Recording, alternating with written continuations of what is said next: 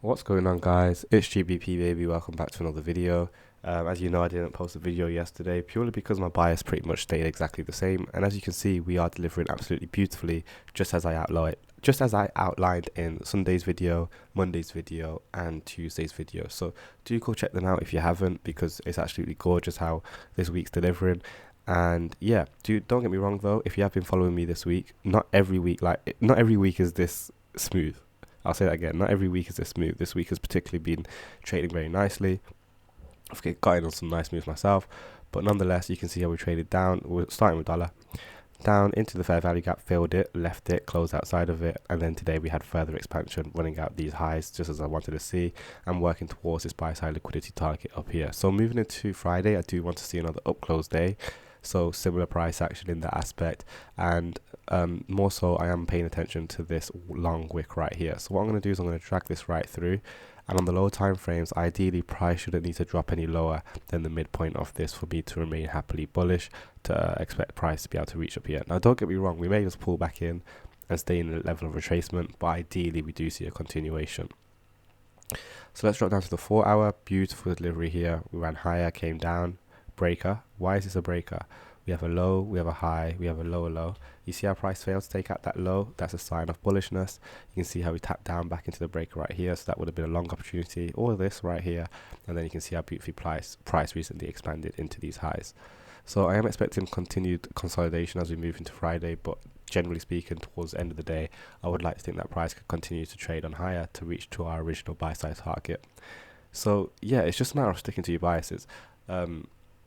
It is easier said than done in terms of actually trading it, because reading the charts and actually trading them are two different skills, guys. And I'll tell you that because although I got in some trades today, there are some which I'm quote unquote missed. I don't like to say the word missed because there's always going to be moves in the market, but there were some moves which I could have got in on that I didn't, just because it takes confidence to be able to trust in your concept, in your ideas.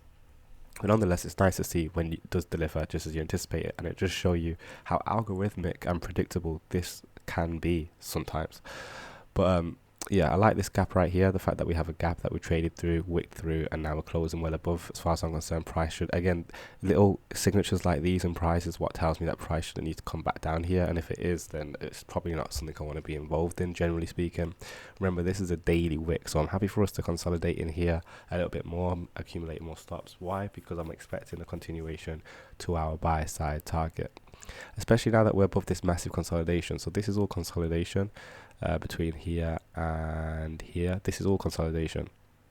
The fact that we traded through that now, again, price shouldn't need to come back into it. We've traded through it comfortably as well, and we have a higher time frame bias.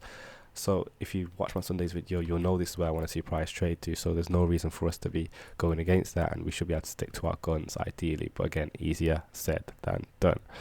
We do have kind of a breaker here. We've got a low, a high, a low, low, got delivery to the upside. So this last up close candle right here might want to act as a breaker. If price does want to dip that low, that would be very interesting. But I'm not too concerned. Again, it's possible it won't, and if it doesn't, we will see significant expansion. So if price doesn't drop down below these lows tomorrow, we'll probably see price do another leg off this size. If it does, then it'll probably have a harder time getting up there, and again, it might not be something we necessarily want to trade in, but nonetheless, I do want to see price continue to trade on higher.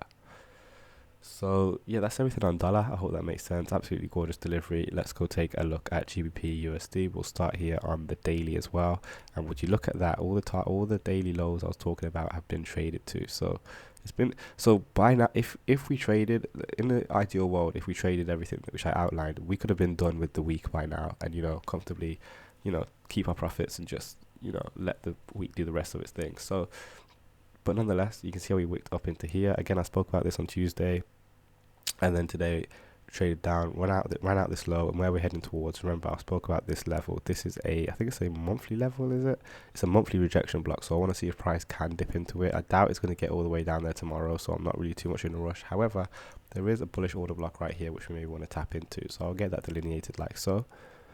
And on the daily, you can see how we're working our way towards that. Similarly, I'm going to be looking at this wick. Why? Because wicks are gaps too. So as far as I'm concerned, this should be able to act as resistance. So if we see rallying on Friday, price trades into this, we can use that as a opportunity for shorting opportunities to then reach towards our bullish order block from the weekly.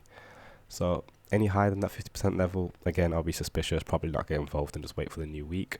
But you can see beautiful displacement. This is what we like to see. You see, definitely go watch Tuesday's video, because I spoke a lot about high resistance. Look at how high resistance it was from price to get from point A to point B, but look at how low resistance it was to get from point B to point C.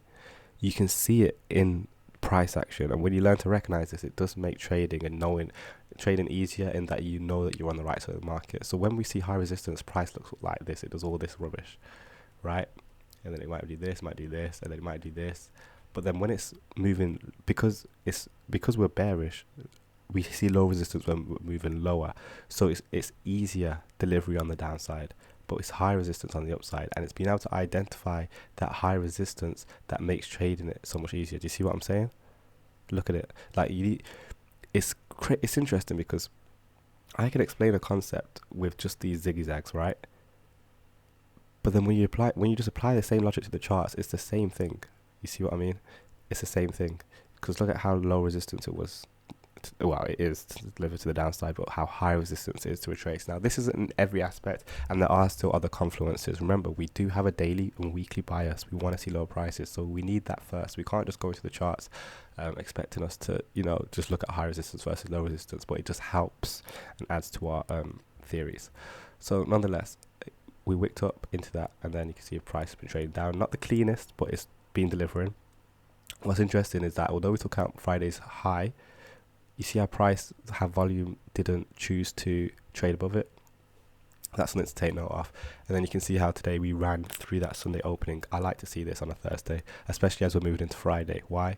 Because once we're on the other side of that curve, of that Sunday curve, I'm now confident that price shouldn't need to come back above it, especially when we've got consolidation like this. So this is like another level of verification that moving into Friday, we can expect to try and start reaching down into our discount PD arrays, assuming dollar does as we expect.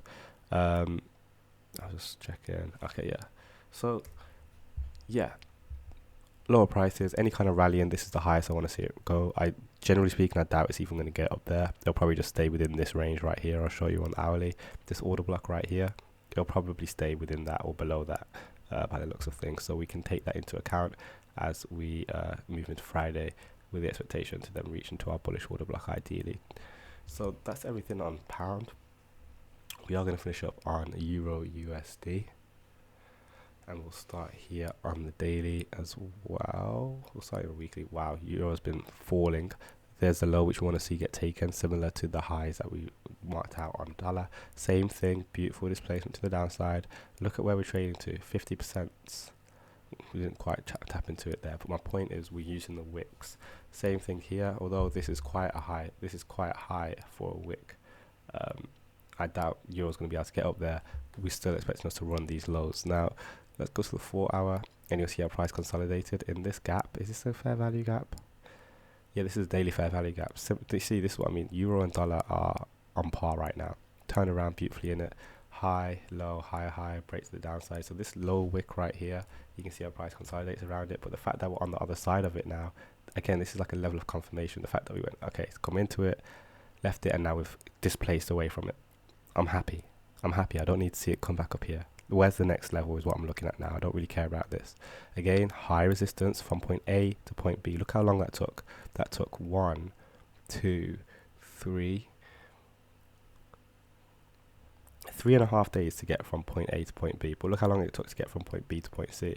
It took 1, 2, 2.5 days. So I know it's easier said than done, but like I said, you need to be able to recognize high resistance versus low resistance, because you want to be trading in low resistance conditions, not high resistance, low resistance, which is why it's important to know where price is trading and drawing to, which is why you should come and turn on your post notifications. I'm joking, I don't know everything, guys. But yeah, that's going to be everything. Don't forget to drop a like, drop a comment, smash subscribe, join the mailing list. Generally speaking, I just want to see price trade on lower. Honestly, I don't we could start looking for like fair value gaps in specific places as to where I want to see Euro reach to. But to be honest, if you're in a position, as soon as it gets below this low, I just close. Especially if you manage to get in this premium. Do you know what I mean? So that's why I mark out highs and lows as my target. It's not really a matter of, oh, it needs to go to a specific place. We just need to know the general direction and then partial our way as we get down there. So yeah, drop a like, drop a comment, smash subscribe, join the mailing list, and yeah, I'll catch you guys on Sunday. Thank you so much for watching. Join the Discord, join the mailing list. Peace.